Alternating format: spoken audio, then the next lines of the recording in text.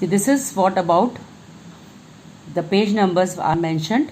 You have to write down the answers in your notebook. Just note it down. The answers are marked.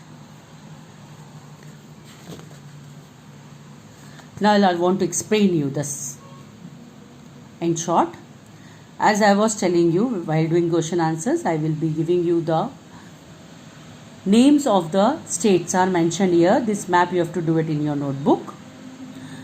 In your book it is mentioned there are 29 states, but actually we have now 28. 29th was Telangana before, but last year Jammu and Kashmir has been divided into 2 union territories, that is JK and Ladakh.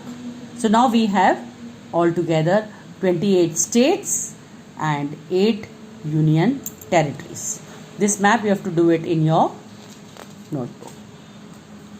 Now see this map, children.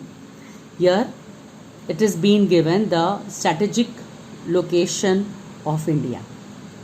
India is having such a position where you have all the 3 sides covered with water: Arabian Sea, Indian Ocean and Bay of Bengal.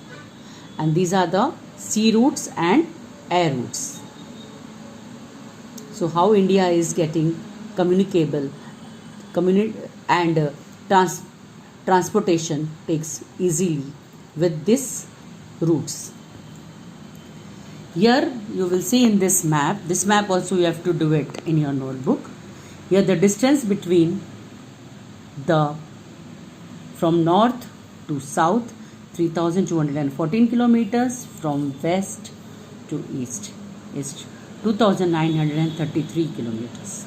And if you see this standard meridian, which is at 82.5 degree, this is called a standard meridian, which is considered to be this shows the timing of India, the whole of India. This is considered to be IST, Indian Standard Time is considered on this meridian. Actually speaking, the difference between this place to this, if you see the longitude here and if you see the longitude here, the difference comes to 2 hours, but we considered this as a standard meridian.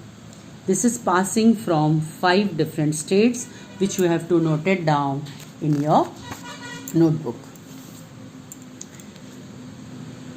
See this map, India in the world. India is in the northern hemisphere, above the equator.